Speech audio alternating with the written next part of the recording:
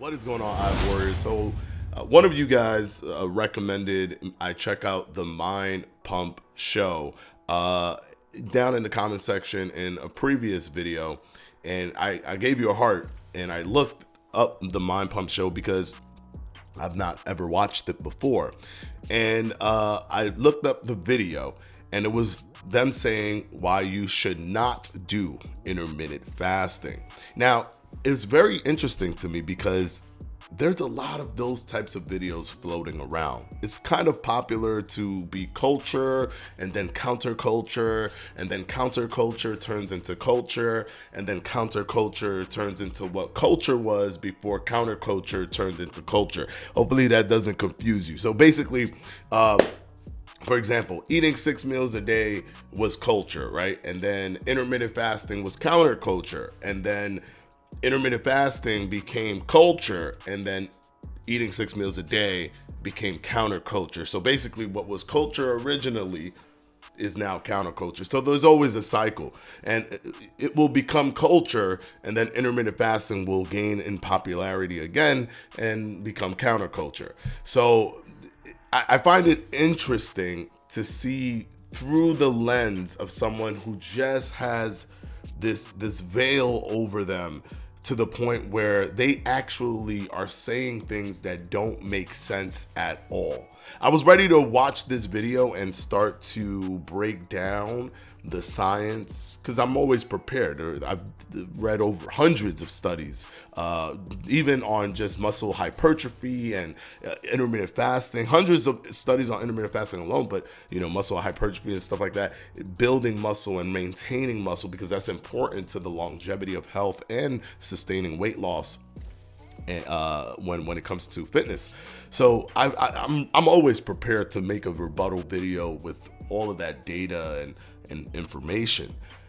But this was the worst video I have ever seen in the plight of trying to tell you to not do intermittent fasting.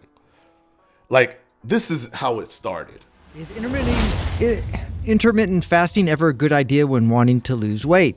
No, we talked about, we did a whole episode on why fasting is a terrible way to lose weight. Not with that focus in mind. Now, exactly. Now keep in mind, can you lose weight by, let's change the word from fasting to not eating. Can you lose weight by not eating? Well, yeah, that's what happens. It is kind of a byproduct. That's what happens when you don't eat, you lose weight. One of the three guys has the audacity to actually say, oh, why? Just because it has these neurological and hormonal benefits and it's backed by science?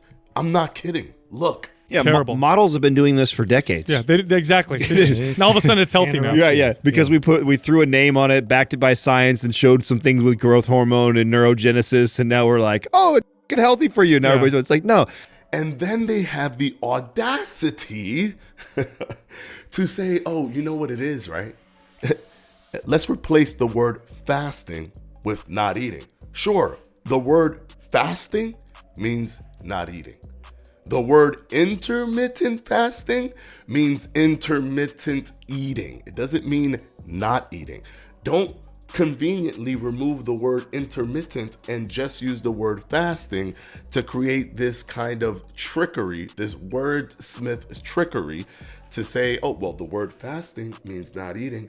Yeah, but we're not doing fasting, are we? We're doing intermittent fasting. And even if we do fasting, if the people do fasting, it's prolonged fasting, which means there's a period of time that it's going to end. It's not never ending fasting, right? So this gentleman, the guy that's, the guy talking about you could call fasting not eating, and of course you're going to lose weight.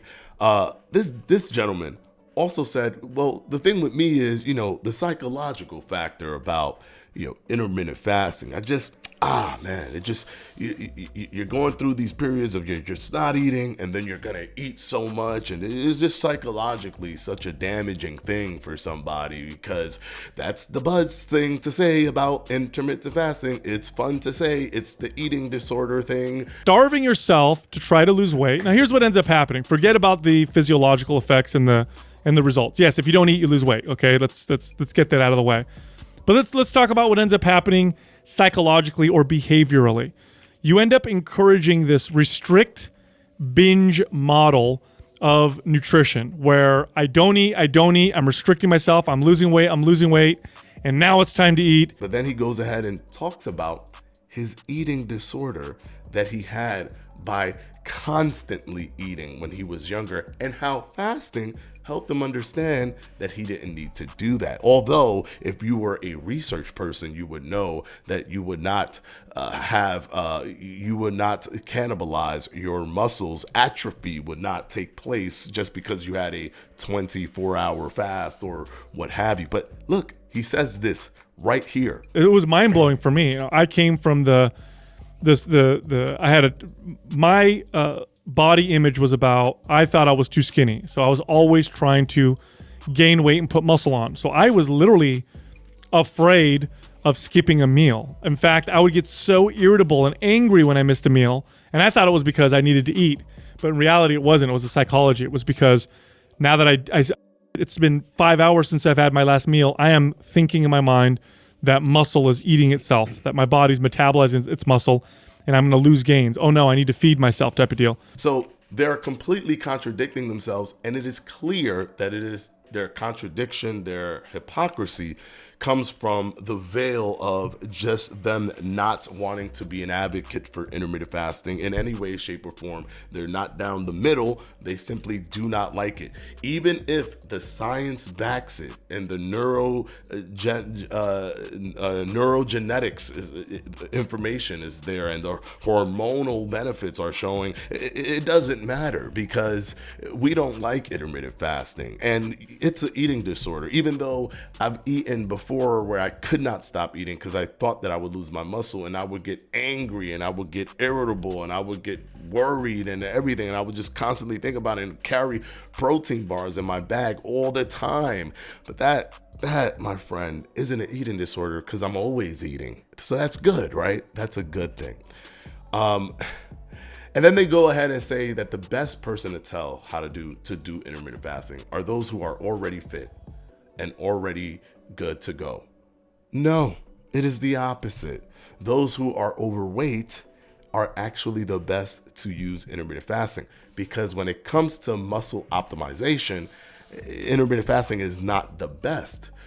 You can build muscle, you can maintain a good amount of muscle, but you're not going to maintain and build muscle better than if you were consistently eating.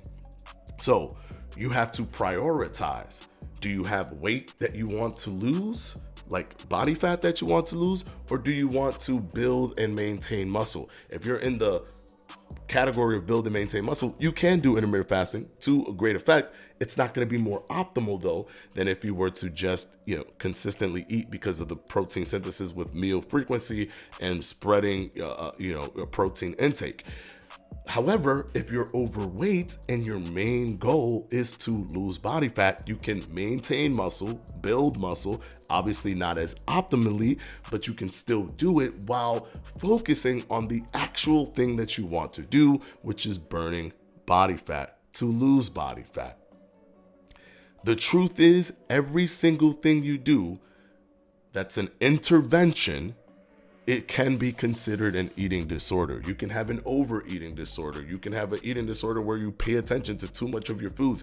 The way the gentleman was talking about, I wouldn't teach them intermittent fasting. I would teach them to eat good foods, that still can create a pattern of an eating disorder where the person is consistently focused on their food, where they can't eat anything else, where they feel depressed if they take a bite of something else that they did not prepare or put into their whole equation of what exactly they're going to eat. Anything that's an intervention can lead to an eating disorder, but they use intermittent fasting as the scapegoat.